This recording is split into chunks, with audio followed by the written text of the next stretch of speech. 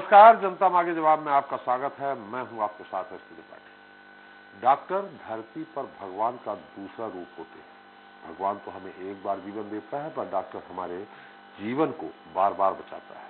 दुनिया में ऐसे कई उदाहरण हैं जहां डॉक्टरों ने भगवान से भी बढ़कर काम किया। बच्चे को जन्म देना हो या किसी बीमार को बचाना हो, डॉक्टरों की मदद हमेशा हमें मुश्किलों से बचाती रही। यही एक पेशा है जहां दवा और दुआ का अनोखा संगम देखने को मिलता है। कोरोना काल में तो डॉक्टरों ने जो कुछ भी किया है उसकी मिसाल तो सदियों तक दी जाएगी, क्योंकि ऐसे बुरे वक्त में डॉक्टरों ने खुद की जान न परवाह करते हुए लोगों का इलाज किया। जिस वक्त अपने सगे संबंधी कोरोना पीड़ित से दूरी बनाकर रखते थे, उस वक्त चिकित्सक ही थे जो कि हमें कोरोना के तांडव से बचा रहे थे। उस वक्त चिकित्सक नहीं हारे, लेकिन अब कोरोना की तीसरी लहर की आशंका के पहले जूनियर डॉक्टरों ने अपनी कुछ मांगों को लेकर जिस तरह से हड़ताल पर गए हैं, उससे मरीजों का हाल बेहाल है। उनकी मांग जायज है या नहीं, ये अलग मुद्दा है, मगर संभावित कोरोना की तीसरी लहर के बीच यदि जूडा की हड़ताल खत्म नहीं हुई तो निश्चित ही दुबले पर 2 आषाढ़ वाली कहावत चरितार्थ हो जाएगी। क्योंकि हड़ताल के चलते पिछले 9 दिनों से अस्पतालों की हालत दयनीय है। न केवल मरीजों का इलाज हो पा रहा है, बल्कि जरूरी ऑपरेशन भी टाले जा रहे हैं। दरअसल अपनी मांगों को लेकर जूनियर डॉक्टर आक्रोशित है। ऐसे में बड़ा सवाल यह है कि भारत में कोरोना के नए वेरिएंट ओमिक्रॉन की एंट्री के बाद से स्वास्थ्य सेवाओं को तेजी से सुधारने में जुटी राज्य सरकारों की कवायद को क्या जूडा की देशव्यापी हड़ताल नहीं कर रही है कमजोर? आज चर्चा इसी मुद्दे को लेकर, हड़ताल जरूरी या मजबूरी।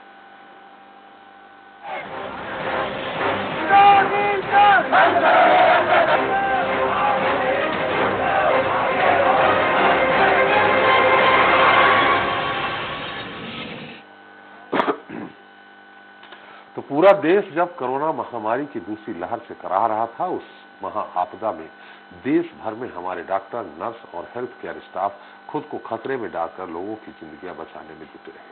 बिना थके, बिना रुके लगातार इलाज में जुटे रहे। बहरहाल इन दिनों जूनियर डॉक्टरों की हड़ताल के कारण स्वास्थ्य व्यवस्था पूरी तरह से बेपटरी हो गई। दरअसल नीट की परीक्षा जो जनवरी के माह में होनी थी, वो कोरोना काल के चलते सितंबर में हुई और उसकी काउंसलिंग अक्टूबर में होनी थी, जो अभी तक नहीं हुई। कारण भले ही आरक्षण नियमों को लेकर किया गया परिवर्तन हो और मामला सुप्रीम कोर्ट में चल रहा हो, लेकिन ये भी सच है कि पूरा साल 0 ईयर वाला रहा। ऐसे में 3 की जगह सिर्फ 2 पीजी छात्र के बैच काम करते रहे, जो निश्चित ही जूनियर डॉक्टरों के लिए एक चुनौती थी। मगर अब जब कोरोना से राहत है तो उनका कहना है कि जल्द से जल्द तीसरी बैच के लिए काउंसलिंग करवाई जाए। इस मुद्दे पर आगे चर्चा करेंगे, लेकिन उसके पहले देख लेते हैं हमारी खास रिपोर्ट।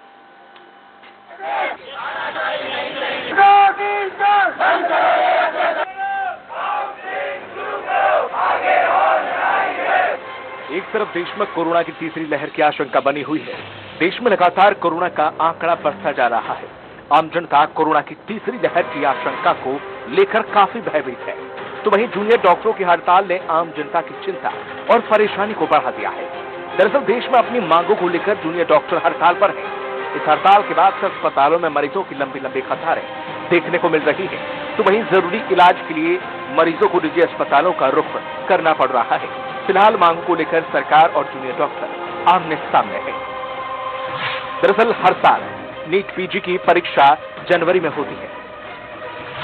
नए छात्र की भर्ती अप्रैल से मई तक हो जाती है। इस साल कोरोना महामारी की वजह से परीक्षा सितंबर में हुई। काउंसलिंग को अक्टूबर में रखा गया। सिर्फ 2 पीजी छात्र के बैच काम करते रहे। जूनियर डॉक्टर की पूरे देश में कमी हमेशा से देखी गई है। इसकी वजह से न सिर्फ मरीजों को दिक्कत होती रही है, बल्कि काम कर रहे डॉक्टर्स के स्वास्थ्य पर भी बुरा असर पड़ रहा है। फिलहाल काउंसलिंग प्रक्रिया पर रोक लगी हुई है। सरकार ने परीक्षा होने के बाद रिजर्वेशन के नियमों में कई परिवर्तन किए हैं, जिसकी वजह से सुप्रीम कोर्ट में केस चल रहा है, जिसकी तारीख आगे बढ़ती जा रही है। सुप्रीम कोर्ट की अगली तारीख 6 जनवरी को मिली है। इसकी वजह से पूरे 1 साल का 0 ईयर हो जाएगा। दरअसल इन्हीं मांगों को देखते हुए देशव्यापी हड़ताल चल रही है और इनके समर्थन में जूनियर डॉक्टर्स और टीम सर्विसेज बंद करना कोरोना काल में काफी हालात बिगाड़ने वाला हो सकता है। ऐसे में देखने वाली बात यह होगी कि सरकार जूनियर डॉक्टरों की मांगों पर कब तक गौर करती है और कब डॉक्टर हड़ताल खत्म कर काम पर लौटते हैं। सलमान खान, स्वराज एक्सप्रेस, भोपाल। तो इस पर ज्यादा चर्चा के लिए मौजूद है रायपुर स्टूडियो से कांग्रेस वक्ता धर्मेंद्र सिंह ठाकुर जी हैं। ठाकुर जी, आपका स्वागत है। बीजेपी नेता राजीव चक्रवर्ती हैं। नमस्कार। आपका भी स्वागत है। नमस्कार। सचिव IMA डॉक्टर आशा जैन जी हैं। आशा जी, आपका स्वागत है। भोपाल स्टूडियो से हमारे साथ मौजूद, जल्द ही जुड़ेंगे। GMC अध्यक्ष, जूनियर डॉक्टर के GMC अध्यक्ष डॉक्टर हरीश पाठक और वरिष्ठ पत्रकार आशीष दुबे हमारे साथ है। आशीष जी, आपका भी स्वागत है। पहले हम सचिव IMA डॉक्टर आशा जैन जी से जान लेते हैं। आशा जी, आपने किस तरह का समर्थन दिया है इनको? किस तरह का समर्थन दिया है? क्या पूरी तरह से आप लोग भी हड़ताल पे जा रहे हैं या नहीं? हम लोग हड़ताल पर नहीं जा रहे हैं जी। ये पहले बिल्कुल क्लियर कर लीजिए जी। नहीं, मैंने आपसे सवाल यही किया है कि आपने किस तरह का समर्थन दिया है। क्या सैद्धांतिक समर्थन दिया है या पूरी तरह से वो जिस तरह से वो हड़ताल कर रहे हैं वो समर्थन दिया है? हम लोग ने उनको सैद्धांतिक समर्थन दिया है, उनको गाइडेंस दिया है जी। और कि बेसिकली आगे कैसे बढ़ना है। और हड़ताल जो वो कर रहे हैं जी, जब किसी तरीके से बात नहीं सुनी जाएगी तो हड़ताल करनी पड़ेगी ना। कितने महीने गुजर गए हैं, बच्चे 36 घंटे काम करके टोटली एग्जॉस्ट हो चुके हैं जी। तो यदि वो स्ट्राइक कर रहे हैं तो हम उनके विरोधी नहीं, मगर मैडम थोड़ी आवाज थोड़ी कम आ रही है। यदि वो स्ट्राइक कर रहे हैं तो हम उसके विरोधी नहीं हैं जी, है ना। हमारा कोई विरोध उस बात को लेकर नहीं है। आपको मेरी आवाज आ रही है? हाँ जी, अब आ रही है। तो मगर हमारा मॉरल सपोर्ट है उनको, 100% मॉरल सपोर्ट है कि आपकी जो भी जरूरत होगी उसमें हम लोग आपके साथ। बिल्कुल। 36 घंटे काम कर रहे हैं, ऐसा क्यों? क्योंकि पोस्ट ग्रेजुएट को उतने ही घंटे काम करना होता है। वो यदि नाइट ड्यूटी भी करते हैं तो उन्हें ऑफ नहीं मिलता है। हर दिन की पूरी ड्यूटी तो उन्हें करनी ही होती है जी। तो आप अपनी रेगुलर ड्यूटी करेंगे, उसके बाद आप इमरजेंसी ड्यूटी करेंगे और नेक्स्ट डे आप नहा धो के आएंगे और वापस अपनी डे ड्यूटी करेंगे जी। तो एवरेज में PGs को 36 घंटे काम करना पड़ जाता है एक बार में जी। तो ऐसे में बच्चे, और जब 2 बैच के बच्चे नहीं हैं, अभी 2 बैच के हैं, 1 बैच नहीं है जी। थोड़े दिन में जब केवल 1 बैच बचेगा तो वो 3 बैच के बच्चों का काम कैसे करेगा जी। तो इसलिए वो चाहते हैं कि जो भी उनकी समस्या है उसका जल्दी निराकरण हो। कभी केंद्र शासन की बात आती है, कभी सुप्रीम कोर्ट की बात आती है और हर बात तो सही किसी को पता चलती नहीं है। मगर ये है कि सुप्रीम कोर्ट में केस लगा हुआ है तो कोई कुछ कर नहीं सकता जब तक कोर्ट कुछ डिसाइड नहीं करे। मगर इसमें बहुत कीमती वक्त जा रहा है। और कोर्ट की जहाँ तक बात है, अभी उनकी दिवाली वेकेशन है, अभी उनकी विंटर वेकेशन है, अभी उनके सामने और जरूरी मामले हैं। तो जब आपको स्वास्थ्य जरूरी ही नहीं लगता तो बच्चे फिर हड़ताल ना करें तो क्या करें? उनको करके दिखाना पड़ेगा कि हम भी जरूरी सेवा है, हम नहीं रहेंगे तो आपको समस्या होगी, हमारा काम जल्दी करिए। मतलब ये ध्यानाकर्षण है केवल, क्योंकि कोई ध्यान नहीं दे रहा है जी। निश्चित तौर पर ध्यान नहीं दे रहे, ध्यानाकर्षण है मैडम। लेकिन इस समय कोरोना की तीसरी लहर संभावित है, ऐसी स्थिति में निश्चित तौर पे सरकार को भी ध्यान देना चाहिए। लेकिन जब मामला सुप्रीम कोर्ट में है तो सरकार इसमें क्या करेगी? मैं सरकार को कह ही नहीं रही हूँ। आप कोर्ट में इतनी 1000 तरह की छुट्टियां रखते हैं, बच्चों को तो कोई छुट्टी नहीं है ना जी। जब आप PG स्टूडेंट होते हैं आपको साल भर में 10 PL मिलती है जी। That's it. कोई संडे मंडे गवर्नमेंट हॉलीडे कुछ भी नहीं मिलता है जी जी। और इस तरह आप उनसे काम करवा रहे हैं और वो कर रहे हैं, खुशी खुशी कर रहे हैं क्योंकि वो सीखते हैं। मगर अब आप उनको कि अब 3rd लहर आने वाली है तो इसलिए अब तुम काम करो, दैट इज नॉट राइट। कभी ना कभी तो आपको सुननी पड़ेगी ना उनकी बात जी जी। तो क्या इसमें जो है कि आप तीसरा बैच तुरंत लाइए, यही भर मांग है उनकी कि और भी कुछ? उनकी यही है कि आप काउंसलिंग जल्दी करवाइए जिससे बैच ज्वाइन हो सके। जिनके सिलेक्शन हो चुके हैं वो खाली बैठे हैं, वो ज्वाइन नहीं कर पा रहे हैं जी जी। क्योंकि काउंसलिंग नहीं हुई है। तो उनकी यही मांग है कि आप तुरंत काउंसलिंग कराइए, नए बच्चे लाइए। आप बताइए इसमें कहाँ गलती है बच्चों की? जी। जी, हमारे साथ डॉक्टर हरीश पाठक भी जूनियर डॉक्टर एसोसिएशन के जो हमीदिया के अध्यक्ष हैं, उनसे भी जान लेते हैं हम, गांधी मेडिकल कॉलेज के, माफ करिएगा। पाठक जी, अभी जैसे कि हमारे साथ डॉक्टर आशा जैन जी, उन्होंने कहा सैद्धांतिक सहमति है, उनके साथ सैद्धांतिक तौर पे आप लोगों का सपोर्ट कर रही हैं, IMA की वो सचिव हैं। ये आपकी सिर्फ यही मांग है? उन्होंने कहा 36-36 घंटे बच्चे काम कर रहे हैं, तो ये तो पहले भी करते थे कि ये बैच नहीं आया है इसलिए 36 घंटे काम कर रहे हैं? देखिए, 36 घंटा, 18 घंटा, 24 घंटा काम करना, सबसे पहली बात तो ये है कि ये हम लोग कभी इस चीज़ से कतराए नहीं हैं, हमेशा करते रहे हैं। जैसी डिमांड रही है वैसा हम करते चले आए हैं। चाहे कोविड के समय पे 72 घंटे भी काम किए हैं, और उसके बाद बिना कोविड के जब नॉर्मल भी मरीज देखते रहे तब भी हम उतना ही काम करते रहे हैं, और ऊपर नीचे होता रहता है जी। इस चीज से ज्यादा जरूरी ये है कि क्या मरीज, जिस मरीज को अगर 2 बैच देख रहा था, उसके बाद उन्हीं मरीजों को जब पहले 3 बैच देख रहा था, 3 बैच का मतलब हम बैच पे बात ना करें क्योंकि हमारी कॉमन जनता आवाम नहीं समझ पाएगी, इसको ज्यादा ऐसे देखें कि एक कॉलेज में अगर 450 डॉक्टर किसी मरीजों को देख रहे हैं, उसके बाद ऐसा अचानक से हो जाए कि जब उन्हीं मरीजों को सिर्फ 300 डॉक्टर या 250 डॉक्टर देख रहे होंगे, तो मुझे लगता है अब आवाम बता पाएगी कि क्या क्वालिटी ऑफ वर्क अफेक्ट होगा या नहीं होगा। हम तो उसको कंपनसेट करने के लिए अपना ड्यूटी आवर्स, वर्क आवर्स बढ़ा लेंगे, वर्क लोड बढ़ा लेंगे, बट क्या एक एग्जॉस्टेड डॉक्टर, एक ओवरबर्डन डॉक्टर वो चीज, वही सेम क्वालिटी, वही सेम पेशेंट केयर दे पाएगा? क्या एक ओवरबर्डन पायलट कभी कभी एक बराबर एरोप्लेन उड़ा पाएगा? या कोई भी एक आदमी जो चीज एक अपनी क्षमता से ज्यादा काम करेगा, तो क्या आवाम को, एक जनता को या पेशेंट को दिक्कत नहीं होगी? ये रही पेशेंट की बात। Same goes with the doctor. Doctor भी एक नॉर्मल ह्यूमन बीइंग है जो चीजों को कर रहा है और देख रहा है। उन्हीं सब चीजों पे अगर उनके भी कोई दिक्कत हो रही है, तो क्या ये ह्यूमन रिसोर्स का या फिर सरकार का या फिर मंत्री का, उस पर्टिकुलर डिपार्टमेंट के, क्या उनका ये हक नहीं या उनका ये राइट नहीं बनता कि उन चीजों पे ध्यान दे और उन चीजों पे कुछ कार्रवाई करे? ऐसा क्यों जरूरत पड़ती है कि जब तक सारे स्टूडेंट, सारे डॉक्टर्स, जूनियर डॉक्टर्स उठ के पूरे देश में ऐसा कोई बड़ा एजिटेशन करे, तब जाके उसका आप फ्रंट लेते हुए उसके बाद कोई मंत्री या फिर कोई भी ऑफिसर जो हाई अथॉरिटीज बैठे हैं, तब आके उसका वो कन्फ्रंट कर रहे हैं और तब जाके कोई ऐसा लेटर पास कर रहे हैं और चीजों को समझ रहे हैं। मुझे लगता है ये चीजों को तो एडमिनिस्ट्रेशन करना और चलाना और पेशेंट के हित में सोचना तो एडमिनिस्ट्रेशन का काम है। ये चीज उन्हें बढ़ के आगे करना चाहिए, ये हमारा तो बोलने का बनता भी नहीं है। बट जब चीजें नहीं हुई तब मजबूर थे इन सब चीजों को करने के लिए। क्या नहीं हुई? क्या यहाँ आपकी डिमांड क्या है? क्या थोड़ा जनता ये जानना चाहती है कि क्या हुआ? मामला जैसा कि ये है कि सुप्रीम कोर्ट में है, आरक्षण को लेकर के है संभवतः, यहाँ क्या गड़बड़ी कर दी सरकार ने? सबसे पहली चीज तो ये रही, मैं इसको शुरुआत से स्टार्ट करता हूँ, ज्यादा इजी रहेगा उसको, कि जैसे हर साल नीट पीजी की परीक्षा जनवरी में होती है प्रतिवर्ष। इस साल जनवरी में कोरोना काल की वजह से, महामारी जो फैली हुई थी उसकी वजह से वो एग्जाम नहीं हो पाया। उसके बाद वो एग्जाम टलते, पहले अप्रैल में टला, उसके बाद फिर सितंबर में आया, फाइनली इसकी डेट जब आई, उस बीच में मैं आपको ये भी क्लियर कर दूं, उस बीच में एनडीए जैसे अलग अलग एग्जाम हुए, हमारे नीट एसएस के एग्जाम हुए, काफी एग्जाम्स होते रहे। ऐसा नहीं था कि सारे एग्जाम्स टल गए, बट डॉक्टर्स की जब कमी हुई तो इन चीजों को मायने रखते हुए डॉक्टर के ही एग्जाम नहीं करवाए गए, भर्ती नहीं की गई।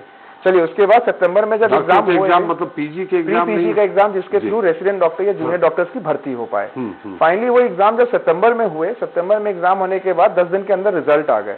मगर उसके काउंसलिंग स्टार्ट होने से पहले, रिजल्ट आने के बाद एक नया तरह का कोटा लाया गया, ईडब्ल्यूएस कोटा, जो पहले से अलग अलग जगहों पे तो है, मगर इसमें ईडब्ल्यूएस कोटा लाया गया और इसको नेशनल जो नीट पीजी का एग्जाम ऑल इंडिया लेवल पे हो रहा था उसमें सम्मिलित करने की कोशिश की गई।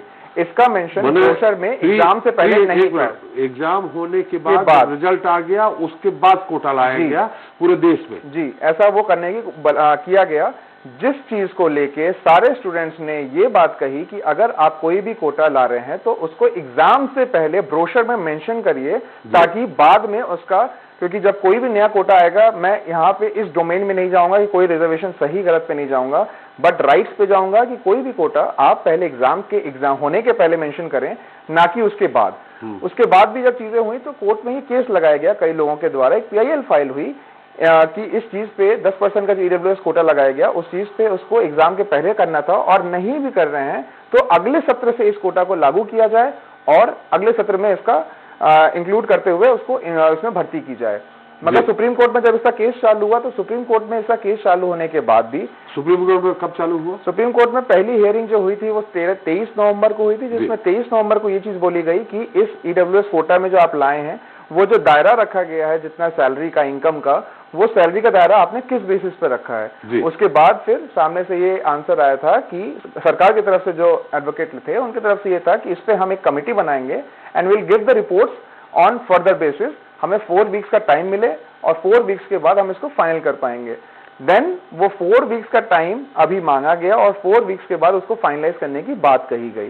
बट अब हमारा यही इस चीज पे है कि क्यों ना इन चीजों को फास्ट ट्रैक करते हुए सरकार 4 वीक्स का टाइम ना लेके फास्ट ट्रैक करे, जल्द से जल्द इसकी हियरिंग करे, क्योंकि one is the side of the government who is taking 4 weeks for making a committee जो इस चीज को डिसाइड करे, दूसरा साइड था सुप्रीम कोर्ट का कि they are giving a time of that. Instead इसको फास्ट ट्रैक करके क्यों ना, जब कोरोना काल चल रहा है, अलग वायरल फीवर्स फैले, वायरल बीमारियां फैल रही हैं, डॉक्टर्स की वैसे ही कमी होती जा रही है, तो क्यों ना इसको फास्ट ट्रैक करके डॉक्टर्स की भर्ती की जाए और पेशेंट केयर में समाज के हित में इन चीजों को जल्द से जल्द आगे बढ़ाया जाए। बट ऐसा ना करते हुए विंटर वेकेशन लगा कोर्ट में एक चीज और जैसे कमिटी ने टाइम मांगा ये दूसरी चीज, इन सारी चीजों को रखते हुए 6 जनवरी की अगली डेट मिली है, तब तक नया बैच नहीं आ पाएगा। मतलब दो ही, मतलब वही 450 की जगह 300 डॉक्टर काम करेंगे। अब मैं इस चीज पे एक फाइनल स्टेटमेंट बोलूंगा कि पिछले जनवरी में जो इस जनवरी में जो एग्जाम होना था वो पिछले जनवरी में एग्जाम हुआ था, मतलब 2020 में, 2021 में एग्जाम नहीं हुए 1 साल, 2022 में अभी हियरिंग होगी और उसके बाद एग्जाम का भर्ती का फाइनल होगा, तो 1 साल पूरा 0 ईयर हो चुका है ऑलरेडी अभी तक में जी। तो 1 साल के पूरा ईयर जब पूरे डॉक्टर्स नहीं आए तो हमेशा के लिए ये एक वॉइड बन जाएगा जिसमें डॉक्टर की भर्ती कभी हुई ही नहीं। अब उसके बाद जब हियरिंग होगी, डिसीजन आएगा, काउंसलिंग होगी, उसके आगे की भर्ती होगी। और आपको एक चीज और इसमें हास्यास्पद बता दूं कि अगला एग्जाम 14 मार्च को भी रख दिया गया है। जब 6 जनवरी को डिसीजन आने का काउंसलिंग हो और 14 मार्च को अगला बैच आ जाएगा, तो क्या ये दोनों बैच को फर्स्ट ईयर कंसीडर करके काम कराया जाएगा? तो सारे मरीज अब फर्स्ट ईयर देखेगा, जो नए डॉक्टर भर्ती होंगे उनको वही मरीज देखेंगे, तो कहाँ गया वो एक्सपीरियंस जो डॉक्टर से उम्मीद की जाती है? तो मुझे लगता है कि ये सरकार की या तो नीति में कुछ गड़बड़ी है या तो फिर कोई इसको सीरियसली ले ही नहीं रहा है। उन्हें सेंट्रल गवर्नमेंट का मामला है ये। बिल्कुल जी। चक्रवर्ती साहब, आपने सुन लिया, मेरा सवाल करने का कोई मतलब ही नहीं है। डॉक्टर जी, डॉक्टर पाठक जी ने, डॉक्टर आशा, खैर सवाल सुन लिया हूँ। जूनियर डॉक्टर्स के लिए वैसे भी 36 घंटा मैडम ने बता ही दिया है, आशा जी ने बता दिया है कि निश्चित तौर पे 1 साल 0 ईयर चला गया जी। और इन स्थितियों में ये जो वो है आप लोगों का नियम बनता है, जो डिसीजन राजनीतिक होते हैं, राजनीतिक डिसीजन होने के कारण अरे अगले साल लगा देते ईडब्ल्यूएस कोटा, जैसा कि वो कह रहे हैं। ये सब कुछ उसी समय होता है जब उनको कुछ राजनीतिक फायदे लेने होते हैं। उत्तर प्रदेश का चुनाव है पास में।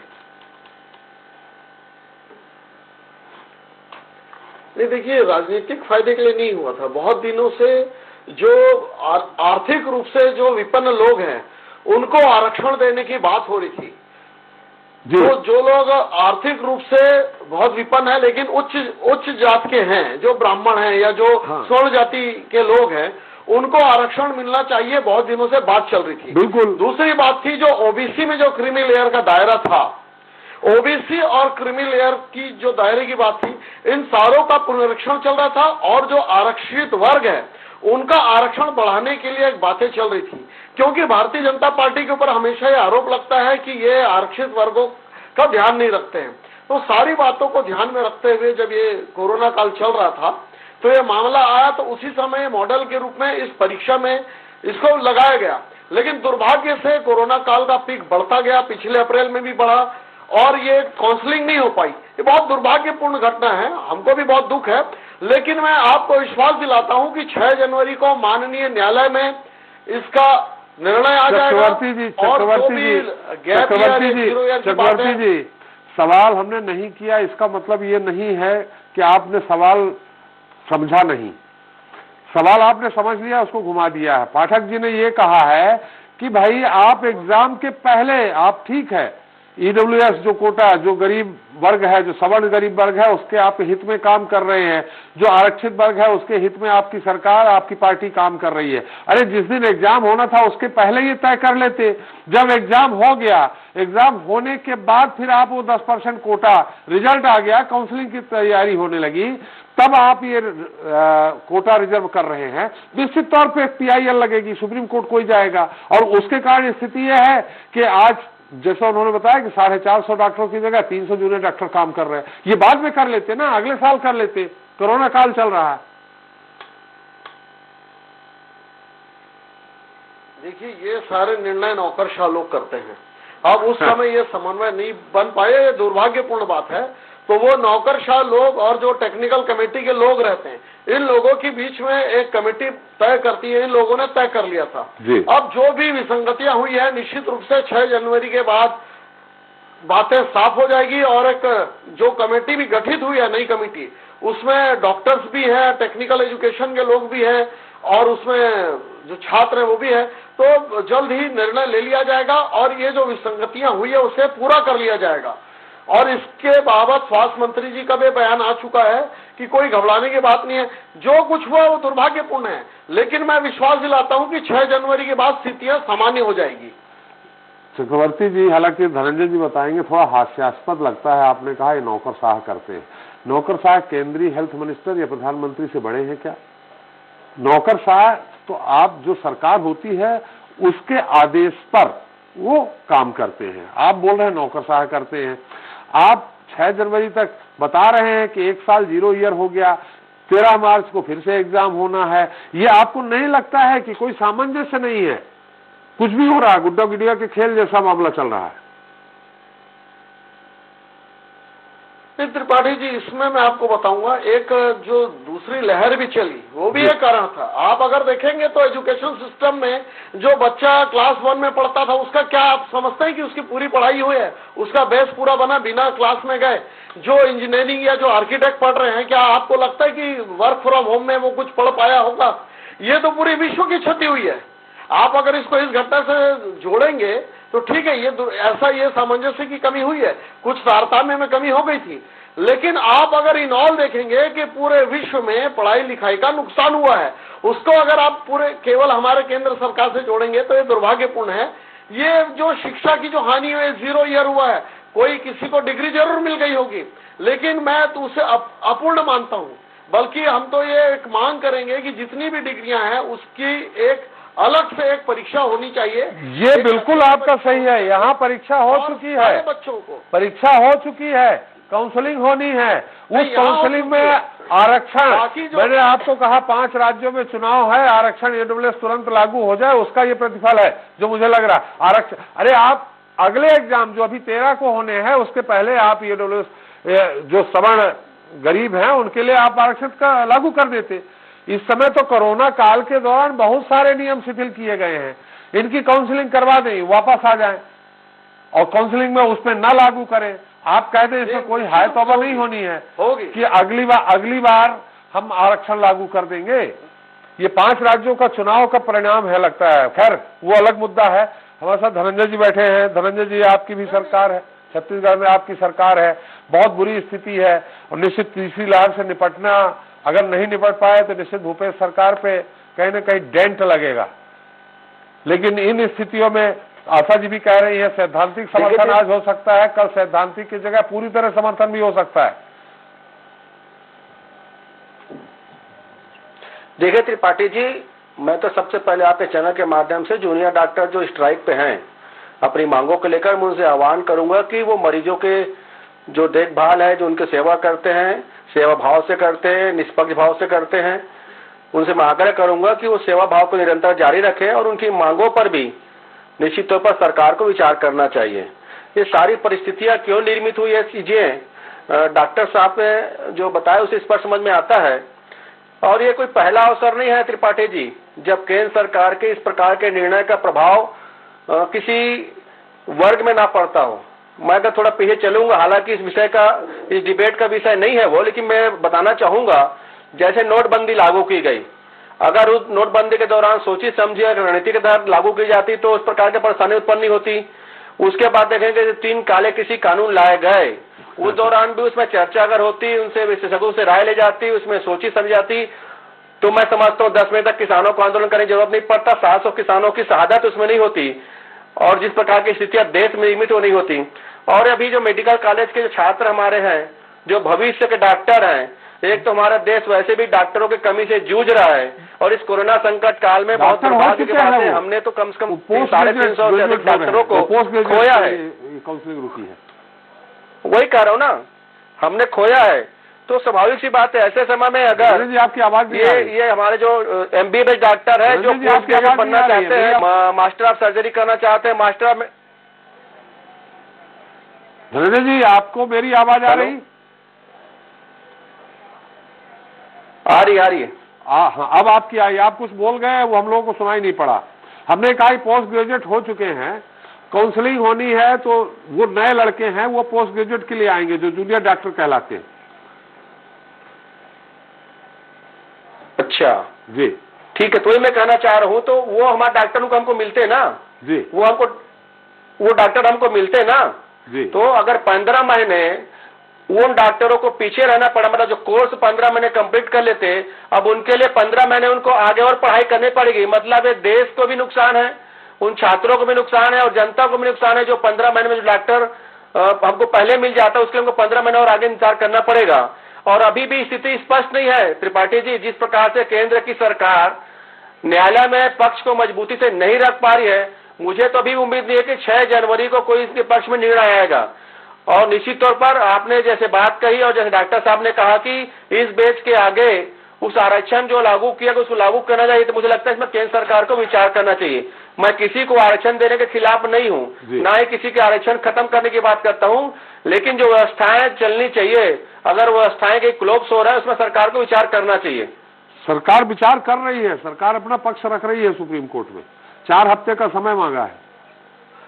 15 महीना हो गया त्रिपाठी जी, कोरोना काल के कारण हो गया। कोरोना काल के कारण एग्जाम जनवरी में नहीं हो पाए, वो सितंबर में। कोर्ट तो उसमें बंद नहीं होता। कोर्ट में उस कोरोना संकट काल में महाराष्ट्र में अचानक शपथ करा सकते हैं महाराष्ट्र, और सरकार बनाने के विषय में कोर्ट खुल सकता है। तो डॉक्टरों का भविष्य का सवाल है, डॉक्टरों से ज्यादा देश की जनता के भविष्य का सवाल है, क्योंकि यही हमारे डॉक्टर हैं जो धरती में हमारे देव समान है, जिनके भरोसे हमारा जीवन चलता है, हमारे जीवन सुरक्षित है। तो इनके लिए कोर्ट तो 24 घंटा चलना चाहिए। जी चलिए आशीष जी आपकी इसमें टिप्पणी चाहिए, फिर एक बार फिर से हम आशा जी के पास जाएंगे। जी देखिए, ये पहली बात तो मुद्दा जो है ये कोरोना के इस दौर में और तीसरी लहर की संभावना के बीच में बहुत संवेदनशील मामला है और सरकार का रुख इसमें समझ में नहीं आता। अगर ये पक्ष सही है, जैसे जो जूनियर डॉक्टर्स कह रहे हैं और जो सीनियर डॉक्टर उनको सपोर्ट कर रहे हैं, अगर ये पूरा मुद्दा बिल्कुल सही है तो फिर इसमें कोई इसमें लेट लतीफ़ी की बात नहीं होती, क्योंकि इमरजेंसी सर्विसेज में ये पूरा मामला चल रहा है। कोरोना वॉरियर इनको कहा जाता है, फ्रंट लाइन वर्कर हैं। तो अगर इस मामले को या तो सही तरीके से पक्ष वहां तक नहीं जा पा रहा जहां पर जाना जरूरी था, या वहां कोई ऐसी समस्या है केंद्र के पास जो इन तक कन्वे नहीं हो पा रही है, और इन सब के बीच में जो मरीज हैं उनकी फजीहत जरूर होगी। और इसका जो दोष है, ज्यादा दोष जो है वो उस सिस्टम पे जाएगा जिस सिस्टम के खिलाफ जो है ये डॉक्टर संघर्ष कर रहे हैं। तो मुझे ये लगता है कि इस मामले में जो दूसरे जिम्मेदार लोग हैं या दल हैं, या अब ये जो मामला है तो सारी सरकारों का और सारे दलों का मिला जुला है, तो इसमें कोई केंद्र सरकार का मामला है। हाँ, केंद्र सरकार का है, लेकिन सारी बीजेपी सरकार, जी हाँ, सारी सरकार, वहाँ बीजेपी की सरकार है, कई राज्यों में, छत्तीसगढ़ में राज्यों से कोई जोड़ नहीं, वहाँ से ऐसा कोई एक, मेरा ये कहने का मतलब है कि ये कोई एक पार्टी का मामला अब नहीं रह गया है। ये उसमें राजनीतिक रूप से अगर इसको देखा जाएगा तो भी गड़बड़ है। ये मुझे सिस्टम में जो खराबी है या सिस्टम से जो बातें दोनों तरफ की सामने नहीं आ पा रही हैं, उसका नतीजा मुझे मोटे तौर पर लगता है। और अब जब कोर्ट में फैसला है तो सरकार के पास ये बात हो सकती है कि कोर्ट उसको तय करेगा, लेकिन इन सब के अलावा भी बहुत सारे रास्ते हो सकते हैं, खासतौर पर तब जब थर्ड वेव सामने आ रही है और उस तरह के मामले सामने आने लगे। तो अगर जूनियर डॉक्टर्स की किसी समस्या को सुलझा लिया जाता है या उसको कोई रास्ता निकाल लिया जाता है, आउट ऑफ कोर्ट भी कोई इस तरह का समझौता किया जा सकता है या इस तरह की बातें कोर्ट को दी जा सकती हैं, तो ज़्यादा बेहतर है। अगर इस मामले को ज़्यादा लंबा खींचा गया तो ये निश्चित तौर पर जो है ये कोरोना और जो दूसरे मरीजों की समस्या है ये इस चीज़ को बढ़ा देगा। और जूनियर डॉक्टरों की जो समस्या पहले भी जून में जो है यहाँ हड़ताल हुई थी, लंबी हड़ताल हुई थी, उस वक्त भी अलग मांगे थी, लेकिन ये बात है कि जो बार बार जूनियर डॉक्टर्स की हड़ताल होती है, निश्चित तौर पर देखिए वो अपने जो अधिकार हैं या जो अपनी उनकी जो मांगे हैं उसको लेकर के बात करते हैं। लेकिन इस तरह से होता ये है कि गलत जो है छवि भी बनती है। मैं उसको नकारात्मक रूप से नहीं कह रहा हूँ, लेकिन एक गलत छवि बन जाती है।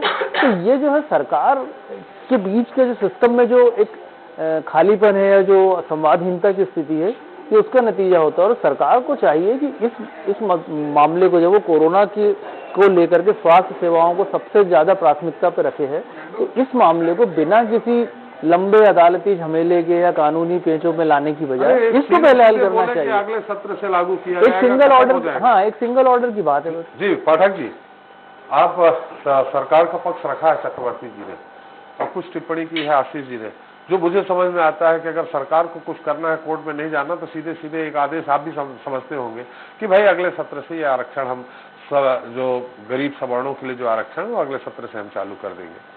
लेकिन चक्रवर्ती जी से मैंने एक सवाल कर लिया था कि 5 राज्यों में चुनाव है, इसका भी कुछ परिणाम हो सकता है। मैं उसमें एक चीज बोलूंगा जी, मैं उसमें एक चीज ऐड करना चाहूंगा। इसको आप तो चक्रवर्ती जी के उत्तर से कितना संतुष्ट है ये बताओ, सरकार का पक्ष रख रहे हैं, केंद्र सरकार।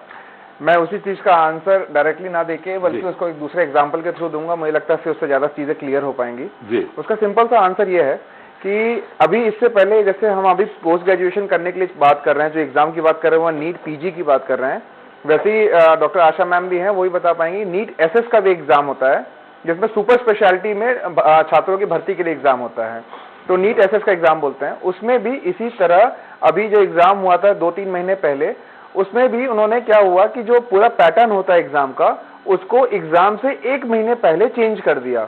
जी, जो भी एग्जाम का पैटर्न था उन्होंने एग्जाम के 1 महीने पहले चेंज किया। उस चीज पे फिर से पीआईएल फाइल हुई। पीआईएल फाइल होने के बाद सुप्रीम कोर्ट में केस गया। सुप्रीम कोर्ट में केस तुरंत पहले दिन ही डिसीजन ये आया कि ये चीज पैटर्न आप एग्जाम के 1 महीने पहले नहीं कर सकते, कि कोई भी बच्चा अपने एग्जाम से 1 साल 2 साल पहले से पढ़ाई चालू करता है और उसी पैटर्न पे पढ़ाई कर रहा होता है, उसके क्वेश्चंस, उसके मार्किंग स्कीम अलग अलग तरीके से पढ़ाई कर रहा होता है, और 1 महीने पहले चीजों को चेंज करके नहीं कर सकता। सुप्रीम कोर्ट ने ये चीज क्लियर की और उसका तुरंत डिसीजन निकाला कि ये चीज अगले सत्र से लागू होगी और एग्जाम को तुरंत से तुरंत कराया जाए, और ये हो चुका है। यहाँ भी सुप्रीम कोर्ट ये कह सकती है एग्जैक्टली। मगर इस चीज को लेकर फिर मगर सरकार ने इस चीज पे कोई ऑब्जेक्शन नहीं उठाया। गवर्नमेंट की तरफ से जो काउंसलिंग हो रही थी, जो गवर्नमेंट की तरफ से जो काउंसिल बैठे थे, जो एडवोकेट जनरल थे, उन्होंने कोई भी इस चीज पे ऑब्जेक्शन ना उठाते हुए उन्होंने भी एग्रीमेंट किया और एग्जाम पे कुछ भी वो उस पर रोक नहीं लगाई।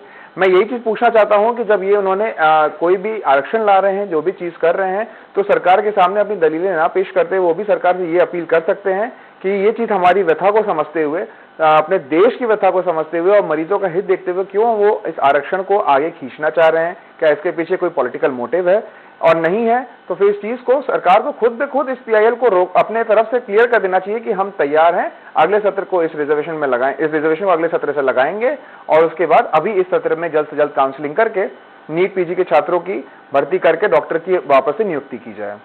आशा जी, कितना सहमत हैं आप डॉक्टर हरीश पाठक के तर्क से? 100% सहमत हूँ मैं। जी, ये होना चाहिए कि अगली बार से, अगले सत्र से, यहाँ तकनीकी कारण कुछ फंस रहे हैं और सुप्रीम कोर्ट का मामला है, वो एग्जाम के बाद, जैसे उन्होंने कहा कि एग्जाम के बाद आरक्षण प्रक्रिया लागू की गई 10% जो सवर्णों को है, इन सब के बीच में दूसरी तरफ भी तो जा सकते हैं, जो जिनको फायदा मिलना है, गरीब सवर्ण जो हैं, वो भी तो पीआईएल लगा सकते हैं कि अभी से लागू करो। देखिए, अभी से लागू करो, जो रूल्स होते हैं, जो बच्चे ने बोला वो बिल्कुल सही है कि जब एग्जाम की डेट अनाउंस होती है तब जो नियम और शर्तें होती हैं आप उसको बाद में नहीं बदल सकते। रिजल्ट आ गया उसके बाद आप लागू कर देंगे करके बता रहे हो, ये चीज पहले तो नहीं थी जी, तो इसलिए वो पीएल लगाएंगे तो वो भी स्टैंड नहीं करेगा जी। अभी गवर्नमेंट को क्विक डिसीजन लेने की जरूरत है। जी जी, राजू जी, क्विक डिसीजन लेने की जरूरत है, सीधे से ही। त्रिपाठी जी, जी, निश्चित रूप से, तो लीजिए ना फिर। निश्चित रूप से गवर्नमेंट, आपको पहली बात तो बता दूं, हाँ आएगा, डिसीजन आएगा, बातचीत चल रही है, कमेटी सरकार से गठन हो गई, कमेटी की बातचीत चल रही है सर। हाँ, कमेटी भी जल्द ही रपट देगी और मामला को सुलझा लिया गया है जी, और जो आरक्षित बच्चे हैं उनका भी अधिकार रहेगा, सारा मामला सुलझ जाएगा। कैसे? और मैं आपको बता दूं कि हमारी सरकार ने मेडिकल कॉलेज की सीटें बढ़ाई है जी।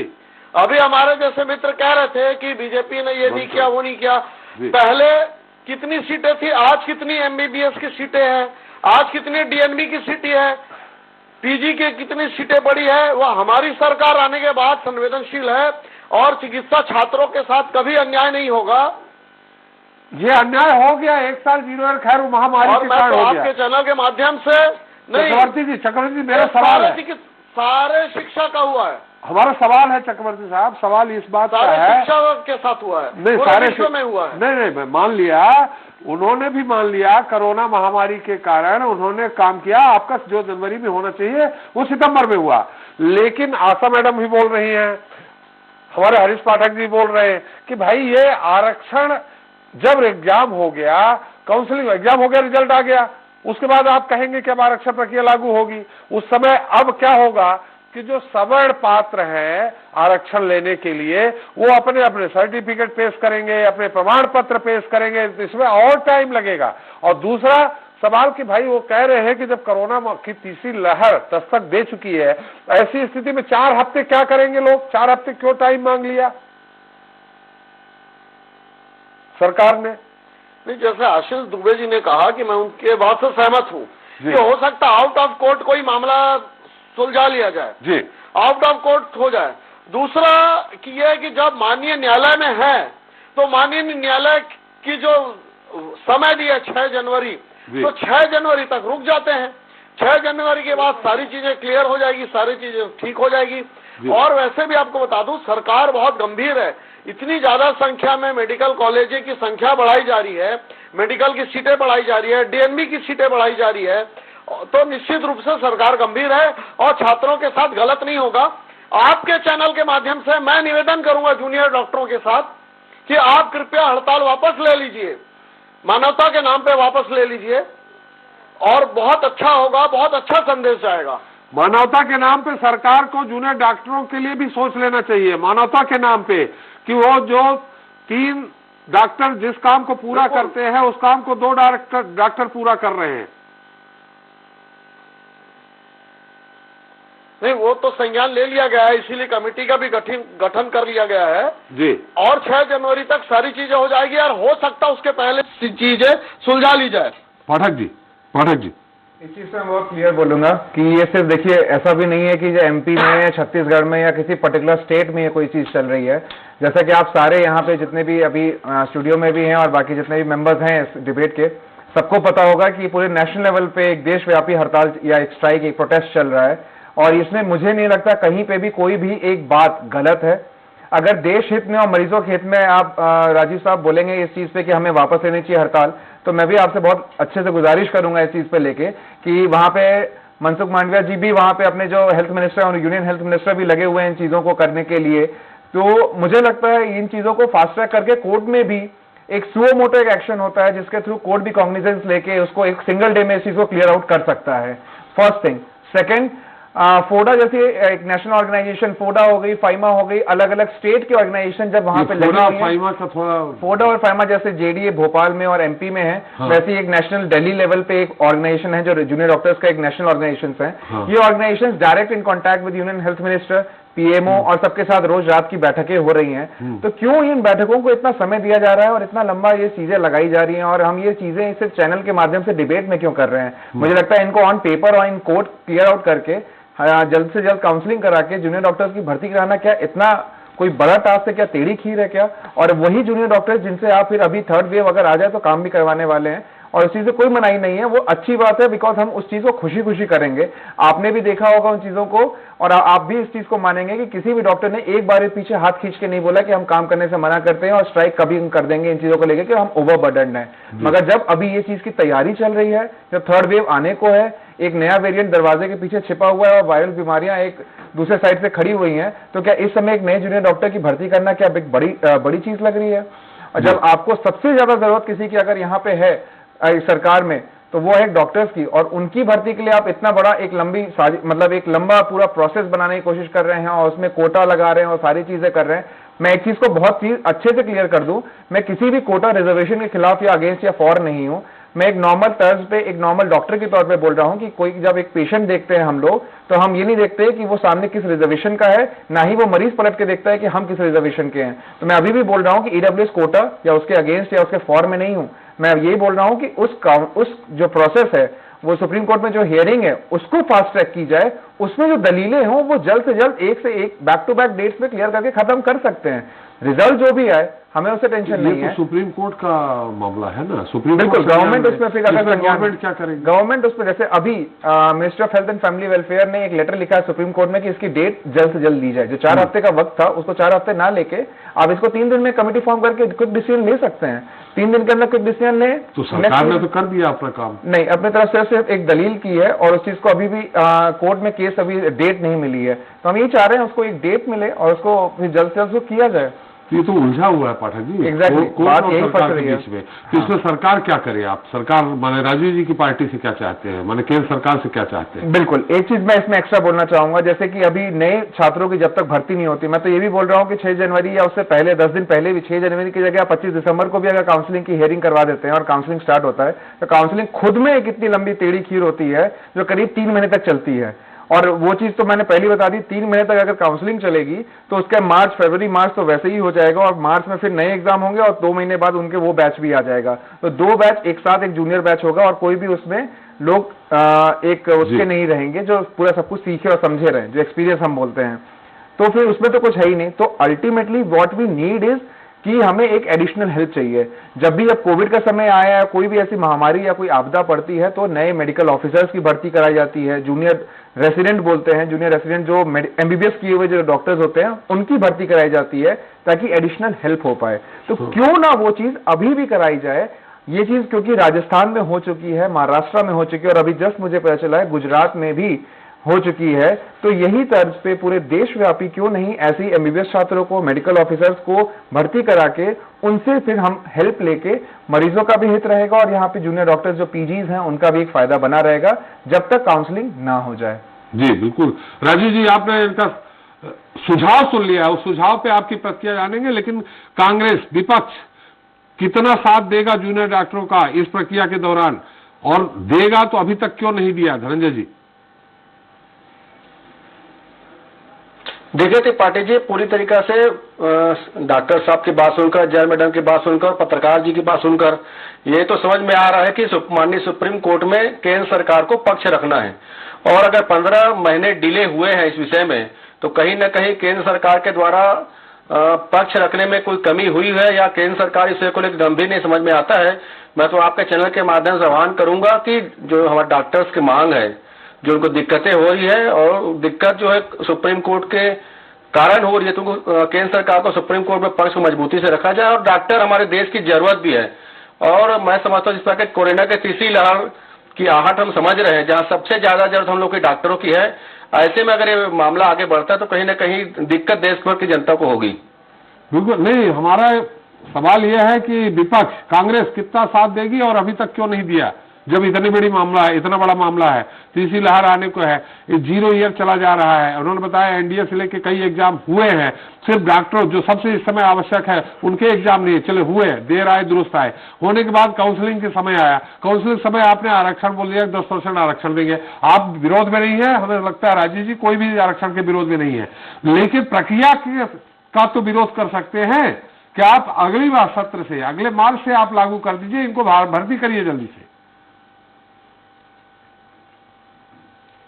देखिए त्रिपाठी जी, मैं समझता हूँ कोई भी नए नियम जो बनते हैं वो नियम पिछले वाले समय से लागू नहीं होता है तो सिस्टम में ही है। और इसमें इस प्रकार से नियम को क्यों लागू कर दिया गया है, उसमें केंद्र सरकार की क्या मंशा है, भारतीय जनता पार्टी की क्या राजनीतिक अपेक्षाएं हैं, ये समझ में आता है। क्योंकि अभी तक देश में जो भी कानून बनते हैं, जो भी नियम बनते हैं, जो भी संशोधन होते हैं, वो पिछले में कभी लागू ही नहीं होता है। इतिहास खोल के आप देख लीजिए, ये तो मोदी जी की सरकार है ना खाता ना बही, जो मोदी जी ने कहा वही वाली स्थिति यहाँ पे है। मैंने तो 2-3 उदाहरण आपको कहा है। अगर सोच कर, विचार कर, अनुभवियों से सलाह लेकर, विशेषज्ञों से बात कर अगर कोई कानून बनाया जाता, कोई नीति बनाई जाती तो ऐसी तकलीफ नहीं होती। जी जी राजीव जी, भूतलक्षी तो सुनना ही नहीं है, ना तो विपक्ष सुनना है ना विशेषज्ञ को सुनना है। राजीव जी, भूतलक्षी प्रभाव से तो मुझे भी नहीं लगता कोई नियम लागू होता है, कोई आरक्षण भूतलक्षी प्रभाव मतलब पहले एग्जाम हो गए उसके बाद आप लोग लागू कर रहे हैं, ये तो पहले से हो गया, भूतलक्षी प्रभाव आप यहाँ दिखा रहे हैं। भूत नहीं त्रिपाठी जी, देखिए जो क्रीमी लेयर के ओबीसी की बात थी, जो एसटी एससी के क्रीमी लेयर की बात थी, और जो स्वर्ण वर्ग में आरक्षण की बात थी, ये वर्षों से लंबित थी। तो अभी नहीं तो कभी वो वाली बात थी, तो उसके ऊपर ये लागू किया गया, इसमें लागू। लेकिन दुर्भाग्य से उसमें हमारे जो चिकित्सा छात्र थे वो इसके प्रभाव में आ गए, नहीं होना था। राजीव जी सवाल यह है कि एग्जाम हो गया फिर लागू, एग्जाम के पहले लागू कर देते तो ये सब होता ही नहीं। जो धनंजय जी आरोप लगा रहे हैं कि कुछ भी कर रहे हैं, कभी भी कोई भी निर्णय लिया जा रहा नहीं। देखिए, निर्णय तो लेने पड़ते हैं। अगर हम निर्णय नहीं लेंगे, इसके पहले आप देखेंगे कि पूरे मध्य प्रदेश में 4 मेडिकल कॉलेज थे, आज हर जिले में एक एक मेडिकल कॉलेज है। तो ये हम निर्णय लेने वाले लोग हैं, निर्णय लेंगे और निर्णय लेंगे छात्रों के भर में सीट खाली है, मेडिकल फर्टिलिटी को आगे बढ़ाएंगे, मेडिकल का आधुनिकीकरण करेंगे, ये सब करेंगे। अभी ये करोगे हुई है, मैं स्वीकार करता हूँ जी राजीव जी। पर आने वाले समय में इन विसंगतियों को दूर कर लिया जाएगा, और इन विसंगतियों को दूर करके मैं मेडिकल के मित्र से आह्वान करता हूं कि कृपया आप अपना स्ट्राइक कॉल ऑफ कर लीजिए, और एक बहुत अच्छा संदेश जाएगा। आप मोदी जी से आह्वान करिए ना, आप मोदी जी से आह्वान करिए, उनको समझाइए आपने जो मनमानी की है उसका नतीजा क्या है, अब उनसे आह्वान करिए। किया है, आप मोदी से आह्वान करिए ना कि इस मेडिकल कॉलेज के छात्रों के फेवर में इसमें ना करें, आह्वान करिए। मेडिकल एजुकेशन के लोग भी लगे हुए हैं, एक बहुत अच्छा सुखद परिणाम आएगा। किस बात का? कि कॉल ऑफ कर ले, स्ट्राइक खत्म कर दे, कि ये जो विसंगति है 0 ईयर का, हाँ वो तो हम आह्वान कर ही रहे हैं। और जो लोग नहीं दे पाए थे जो पीजी के बात है, जो काउंसलिंग के लिए लेट हो रही है, वो काउंसलिंग भी जल्दी निपटा लिया जाएगा। एक बहुत जल्दी एक निर्णय हो जाएगा और सारी चीजें सुधर जाएगी। चल पाठक जी, सब सुधर जाएंगी, आप संतुष्ट हैं? कब तक? बिल्कुल, मुझे लगता है इसका मुझे 6 जनवरी के पहले सुधर जाएगी। और माननीय न्यायालय का तो निर्णय ही है 6 जनवरी। 6 जनवरी को न्यायालय ने तारीख दी है, निर्णय नहीं, तारीख मिली, तारीख पे तारीख निर्णय नहीं है, होती रहती है, तारीख पे तारीख चलती रहती है। नहीं, वो तारीख आगे नहीं, जब तक सरकार अपना ये इस मामले में तारीख नहीं होगी, कोई पेशी नहीं होगी, और निर्णय होगा। 15 मिल रहा है, 15 तारीख मिल रहा है। क्या आप लोग राम मंदिर पे भी कहते थे कि मंदिर नहीं बनाएंगे, तारीख नहीं बताएंगे, हमने राम मंदिर का निर्णय करवा दिया, अदालत के माध्यम से करवाया। ठीक इसी तरह मेडिकल का भी ये निर्णय होगा। चक्रवर्ती साहब, आपका माननीय सुप्रीम कोर्ट के जज से किसी से बात हो गई है कि उन्होंने कहा कि 6 को फैसला दे देंगे? नहीं, फास्ट ट्रैक कोर्ट में होगा और निर्णय होगा। माननीय सुप्रीम कोर्ट को भी संज्ञान है जी, और हर रोज पेपर में आ रहा है, पूरे मीडिया में है, तो माननीय सुप्रीम कोर्ट भी इसको संज्ञान ले चुका है, और निश्चित रूप से एक सुखद परिणाम आएगा। जी त्रिपाठी जी, धनंजय जी, त्रिपाठी जी, सवाल ये उठता है कि मामला माननीय सुप्रीम कोर्ट में है, निर्णय सुप्रीम कोर्ट में को करना है, लेकिन सुप्रीम कोर्ट में मजबूती से पक्ष को केंद्र सरकार को रखना है, जो अब तक नहीं रख पाई है, अभी तक उसे को नहीं रख पाई है। सुप्रीम कोर्ट निर्णय देने से इनकार तो नहीं कर रही है, ये तो पक्ष नहीं रख पा रहे वहां मजबूती से। जी पाठक जी, कितना संतुष्ट हैं आप साहब का? और वो कह रहे हैं बार बार कि स्ट्राइक वापस ले, क्या आगे निर्णय क्या होगा? आप लोग कब तक स्ट्राइक करेंगे, क्या रहेगा?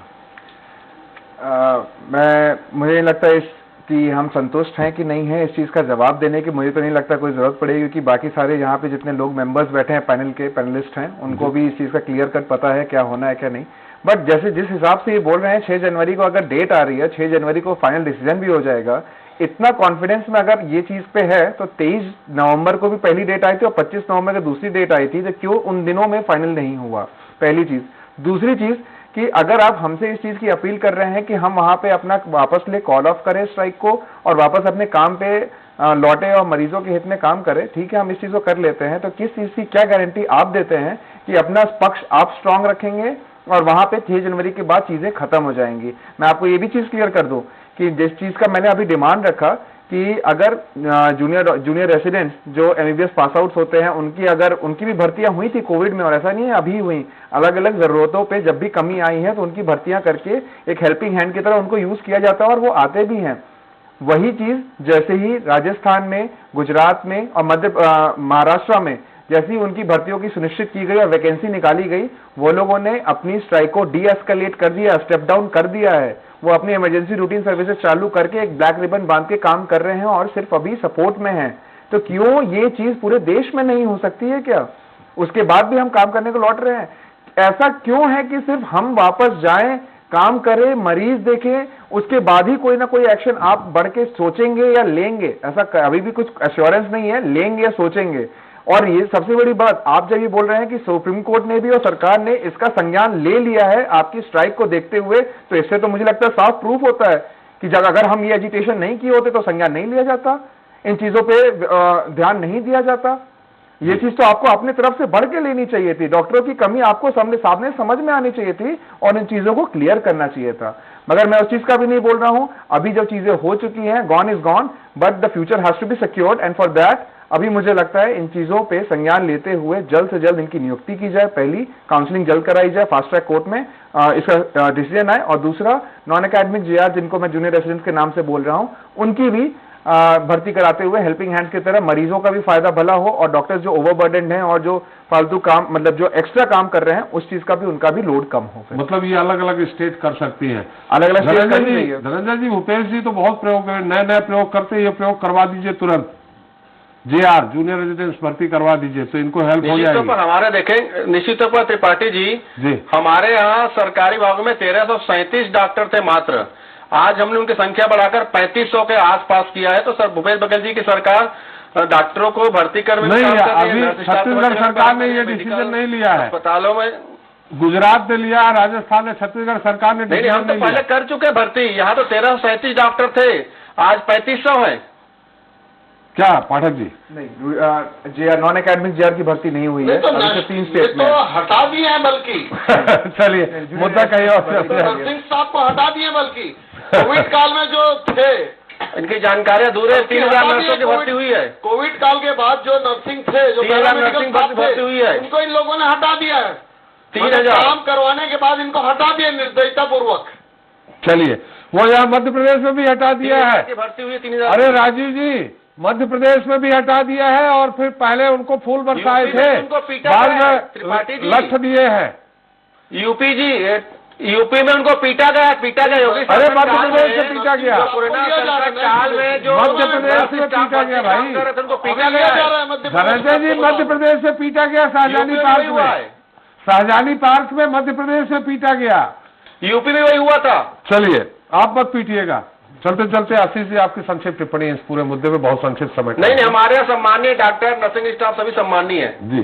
देखिए, मुझे जो लगा कि ये डॉक्टर पाठक ने जो बात कही, इसमें ठीक है, इसमें समाधान का रास्ता नजर आता है कि उनकी जो मांगे हैं, जिसको एक हद तक सरकार को मानना चाहिए, और सरकार को, जैसा ये फास्ट ट्रैक की बात कर रहे हैं, मैंने भी कहा आउट ऑफ कोर्ट इसके पहले कुछ एफिडेविट या कोई ऐसा रास्ता बना के सरकार कोर्ट को अपील कर सकती है और अपना जो फैसला है उसको आगे बढ़ा सकती है या इस वक्त में उनको ला सकती है। लेकिन अभी जो सब चीजें सामने आई है, बनने बिगड़ने की बातें हो रही थी, तो होता क्या है कि एक आदेश से कोई बहुत अच्छी भली चल रही कोई बात बिगड़ जाती है, फिर उसको संभालने के लिए कई तारीखें, कई पेशी, कई तरह के फोरम से गुजरना पड़ता है।